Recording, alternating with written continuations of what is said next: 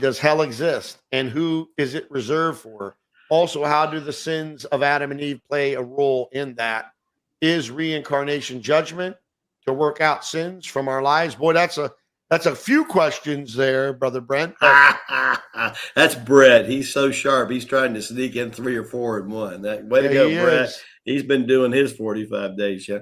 Um, the simple answer is yes, but I want to go a little bit more into detail, and that is 4D is where most of this has happened. And for most people that are conscious of 3D, the 4D is in the unconscious. We spend most of our time in sleep, our consciousness in the 4D in that time.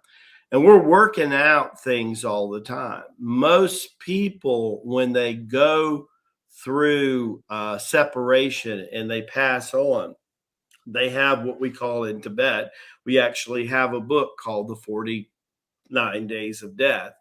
It's very common, but it's more for the unconscious, which is 80 to 90% of the people go through that process. One of the best reads along those in this area, Brett, and other people who are interested in what happens shortly after death is the man who wrote the Celestine Prophecy, second book called The 10th Insight.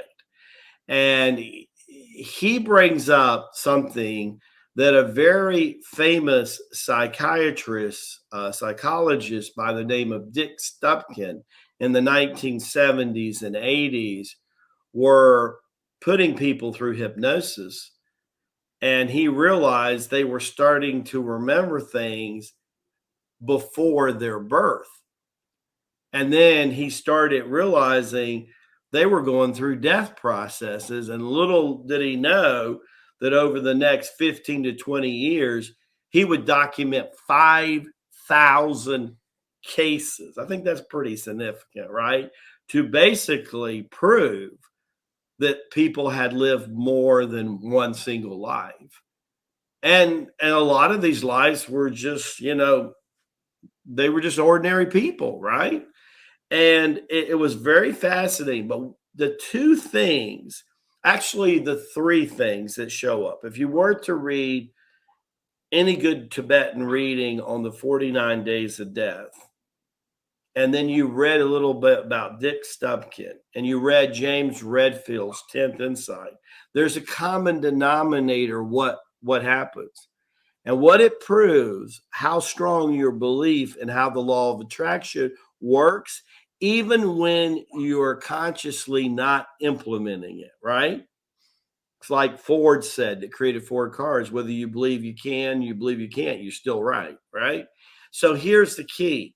Whatever you were truly in your heart and your belief was at the threshold of death, is exactly what your experience was.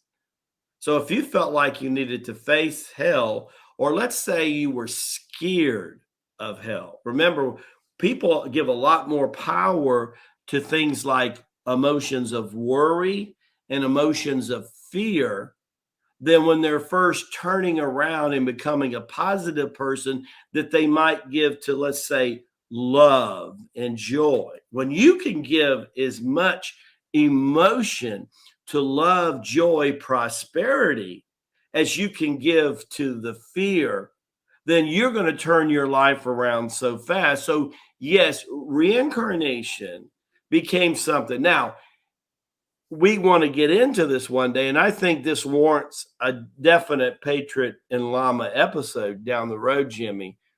But let's get into why the Akashic Records was originally created and why did it stay in place like it did.